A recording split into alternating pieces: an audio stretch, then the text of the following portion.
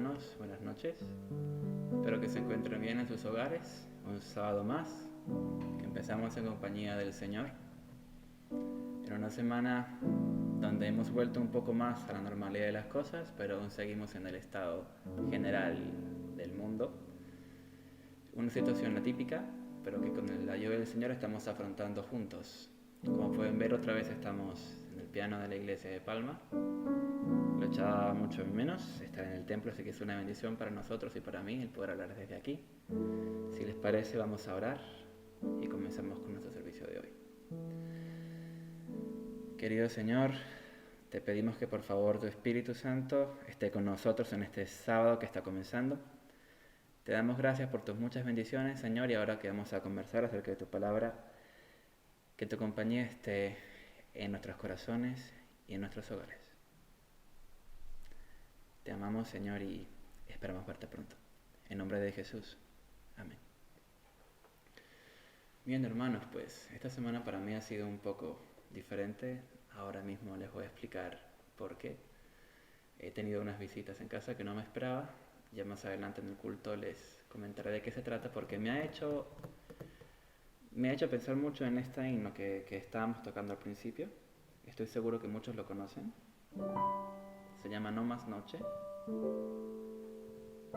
Es un himno muy bonito de nuestra iglesia adventista. Me parece que es un himno adventista. Realmente la letra pues no tiene desperdicio. Habla acerca de Apocalipsis 22:5, donde no habrá más noche en la tierra nueva, porque el sol será Jesús. Pero antes de meternos con estas palabras y de introducir el himno, me gustaría hablar un poquito de la situación. Es decir, ya hemos hablado mucho de la situación que hemos vivido todo este tiempo, pero a pesar de eso es inevitable siempre que hacemos un tema hacer una pequeñita referencia a lo que está pasando, ¿ok? Cuando todo esto comenzó, yo escuché que hubo un pequeño debate acerca de las promesas de Dios, de qué tal, de qué tanto acertábamos en guardar la cuarentena como tal. Porque en el Salmo 91 David se despliega muy poéticamente, hace unas promesas muy bonitas. Si me pueden acompañar, lo pueden leer conmigo. En 91:5 en adelante dice: no temerás al terror nocturno, ni la saeta que vuele de día, ni la pestilencia que ande en la oscuridad, ni la mortandad que en medio de ti del día destruya. Caerán a tu lado 1000, caerán 10.000 a tu diestra, pero a ti no te llegarán. Ciertamente con tus ojos mirarás y verás la recompensa de los impíos. Saben estas promesas que todos no sabemos de memoria. Hay que saber interpretarlas. Están en la Biblia, así que si están en la Biblia tenemos que creer que son así, que son verdad. Pasarlas a nuestro tiempo actual y que se cumplan en nuestras vidas realmente no depende de nosotros, sino que depende de algo que se denomina providencia. La providencia es la capacidad que Dios tiene para influir su voluntad en nuestras vidas. Saben, en la vida de cada uno de nosotros Dios tiene un plan. Y a pesar de que a veces no sepamos cuál es el sentido de nuestra vida y nos equivoquemos y retomemos direcciones distintas a las que el Señor nos dice que tomemos, Él siempre tratará de reconducir el camino para llevarnos hasta Él y seguir su plan. En la vida de los apóstoles, en la vida de los profetas, Dios siempre tuvo un plan para ellos. Estas promesas a veces se cumplían en los profetas y en los apóstoles y en los hijos de Dios en general, pero hubo algunas ocasiones en las que no se cumplió. Y los invito a que reflexionemos acerca de tres casos en concreto. El primero es Juan el Bautista, que tuvo una experiencia difícil en la cárcel. El segundo es Pedro, que tuvo una experiencia también difícil en la cárcel. Y el tercero es Daniel 3, los amigos de Daniel que tuvieron una experiencia muy difícil, también cerca de vida o muerte, cuando los apresaron y los llevaron al horno de fuego. ¿De acuerdo? Estos tres casos como tal son muy distintos. Analicemos el primero, Juan el Bautista. Juan está predicando acerca del Señor cuando lo ponen preso. Él sabe que Jesús, el Mesías, está en su ciudad, en su tiempo. Sabe que perfectamente lo puede liberar. Y la Biblia nos dice que Él espera la liberación, pero cuando el tiempo pasa y ve que la liberación no llega, Su corazón duda por un momento y envía a preguntar con sus discípulos al mismo Jesús: Señor, ¿eres tú el que ha de venir? ¿O hemos de esperar a otro? Jesús sabiamente le da una respuesta muy buena, donde prácticamente le dice: mira lo que está pasando y respóndete a ti mismo. Y cuando se lo dicen sus discípulos a Juan, Juan la entiende y se calma y se queda tranquilo. Pero no lo sacan de la cárcel. Cuando el soldado romano abre la puerta, lo que hace es llevarlo para que su vida sea tomada. Pedro está en la cárcel. Hechos nos dice que el pueblo de Dios estaba orando por él y Pedro también estaba orando en su celda. De repente aparece un ángel maravilloso de Dios que abre la celda en dos, se caen las ataduras que están en sus manos y el ángel le dice: sígueme. Y Pedro lo sigue y sale milagrosamente de la cárcel. ¡Wow! Maravilloso. Esta vez sí que el ángel sacó a Pedro de la cárcel. Los tres amigos de Daniel están en medio de la multitud. Ellos dicen que tienen que arrodillarse delante de la estatua, pero no quieren, sino que se mantienen fiel a Dios. Como recompensa a su fidelidad, el dios rey que se creía Dios en esa época, que era Nabucodonosor, los obliga a arrodillarse de la estatua, y si no, iban a tener una muerte muy desagradable, que es morir en un horno de fuego calentado 7 veces más de lo que su propia capacidad daba. Y la respuesta de ellos es lo que nos deja el crucial enfoque de lo que queremos hablar hoy. Ellos le dicen a Nabucodonosor: Rey Nabucodonosor, nuestro Dios tiene poder para librarnos de esto. Y aun si no lo hace, sepas, oh rey, que tampoco nos vamos a arrodillar ante esta estatua. Y aun si no lo hace. Y aun si no lo hace. Dios tiene poder de cuidar a su pueblo siempre. Dios tiene el poder de liberar a los seres humanos que buscan su voluntad siempre. Pero hay veces en que no lo hace. Vamos a analizar un poquito a Jesús cuando estuvo en la tierra en el ministerio. Jesús en el ministerio aquí resucita a pocas personas, no a muchas. Vamos a estudiar conmigo. Vamos al Evangelio. La resurrección más famosa que tiene Jesús está en Juan capítulo 11. En Juan 11, 25, Jesús dice: yo soy la resurrección y la vida, el que cree en mí, aunque esté muerto, vivirá. Y más adelante, en el 45, 41, 43, Jesús le dice a Lázaro que resucite y Lázaro lo hace. En otra oportunidad en Marcos, Jesús resucita a una niña pequeña, a la hija de uno de los ciudadanos de entonces. Y en otra ocasión Jesús se encuentra con que están llevando a un muerto a enterrar y Jesús se encuentra con el desfile de las personas. Y Jesús para el desfile y resucita al chico. ¿Saben lo que dice Ellen White acerca de estas resurrecciones tan maravillosas que tuvieron un impacto muy profundo y muy fuerte? La realidad. Estas personas resucitaron, pero una vez que estaban en la tierra volvieron a la realidad de la tierra.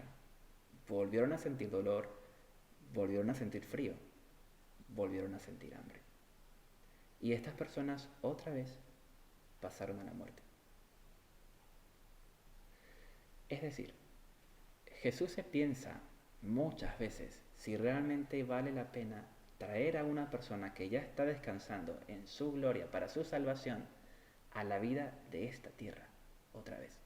Porque para Jesús la vida importante no es la de esta tierra, es la del siguiente mundo. Es la segunda resurrección, la segunda vida la que tiene importancia.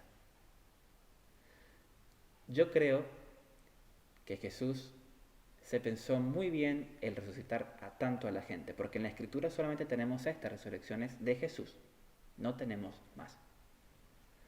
Jesús sanó a mucha gente, pero posiblemente hubo otras muchas personas que se habían muerto que Jesús no resucita. El siguiente caso de resurrección que tenemos es en Hechos, cuando nos encontramos con Dorcas y con Eutico.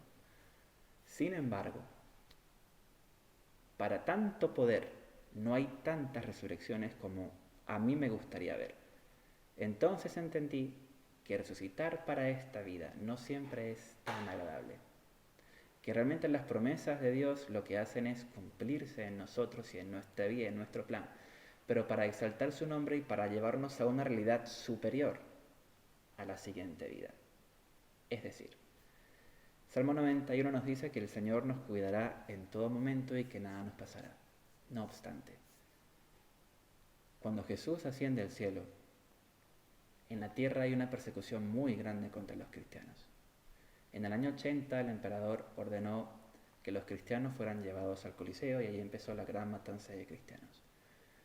Dani Bosqueda hablaba de este tema y me gustó mucho y coincide mucho en esta idea conmigo. Imagínense estos pobres cristianos en la celda, en la noche de antes, una familia entera, fieles a Dios, diciendo, he escuchado que mañana nos van a llevar a los leones. No puede ser. Dios nos salvará. Sin embargo, en la mañana siguiente son llevados a los leones. ¿Qué explicación damos a esto como cristianos? ¿Es que acaso tenían poca fe? ¿Saben? Hace falta tener más fe, y tiene más fe el que cree que Dios está con él a pesar de que todo le vaya mal, que el que cree que Dios está con él porque todo siempre le va a ir bien. Estas promesas maravillosas de Dios se cumplen en nuestras vidas constantemente, pero a veces el fin llega. Ellen White tiene unas palabras maravillosas acerca de Juan el Bautista, y cuando yo leí esto en el deseo de toda la gente, se entendí claramente por qué Jesús no intervino por su amigo y su primo Juan, sino que lo dejó morir.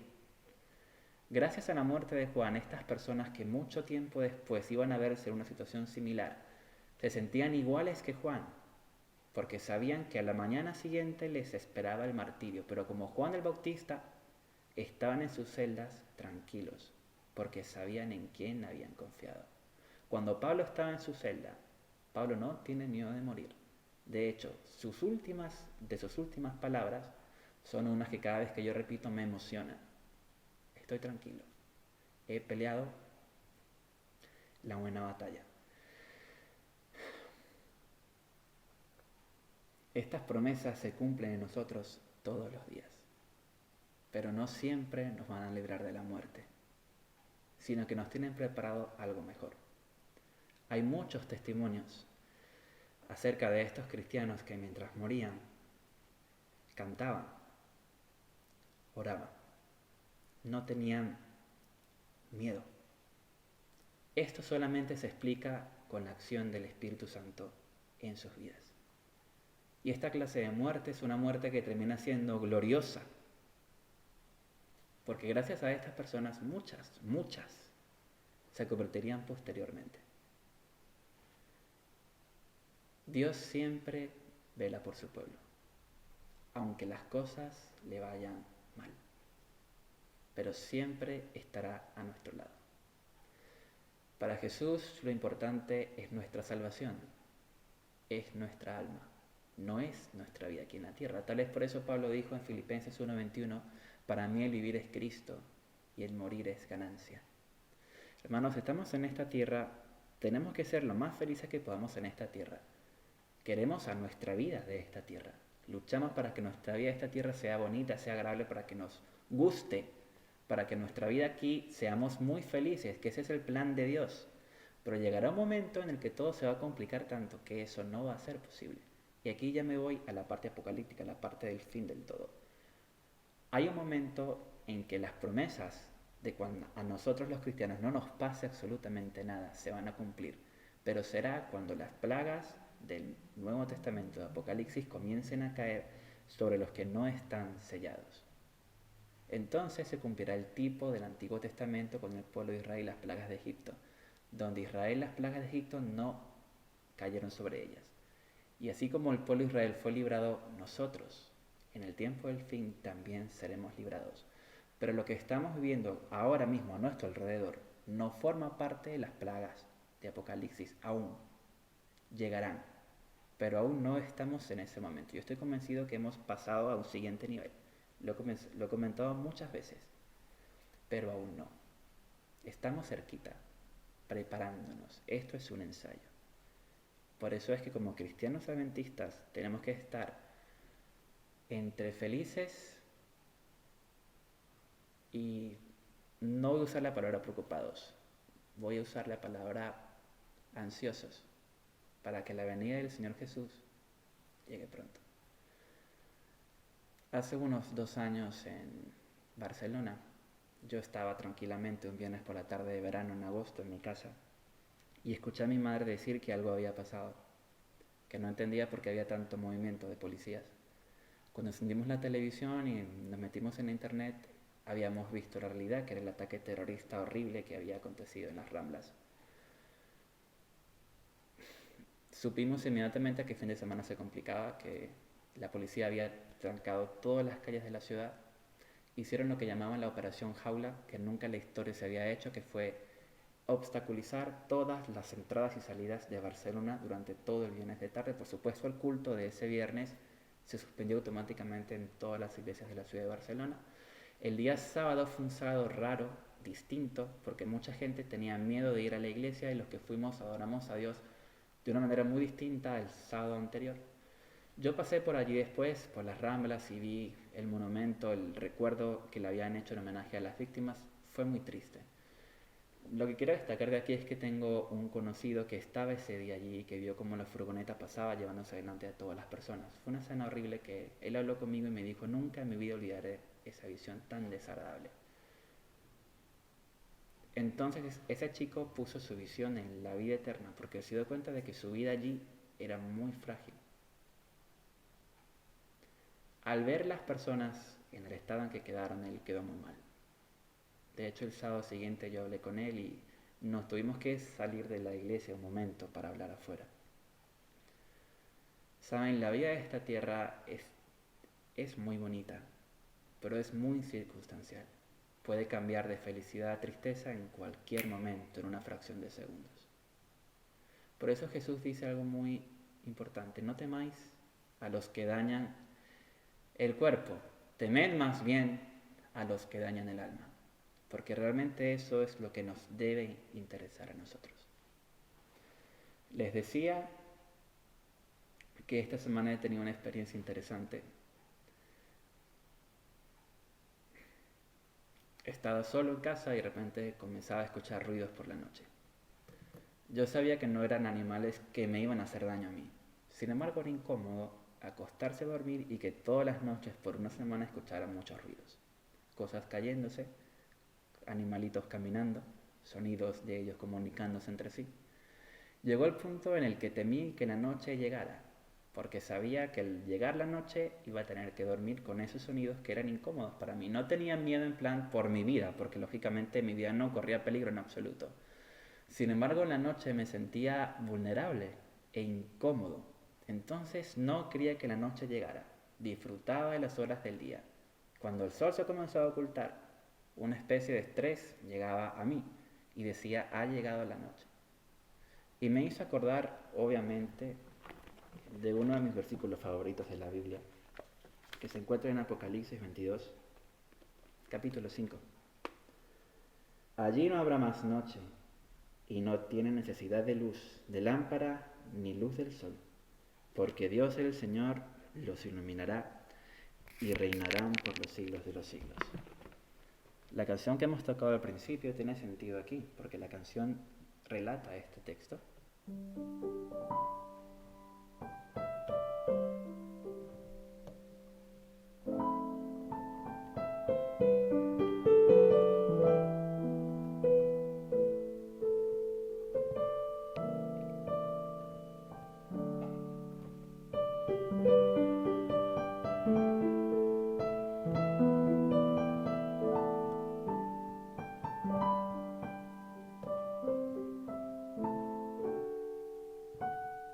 Esta canción se llama No Más Noche, No More Night en inglés. Yo les invito a que la escuchen ahora al terminar el culto y disfruten en la letra, en la melodía. No tiene desperdicio, es absolutamente preciosa. Y es así.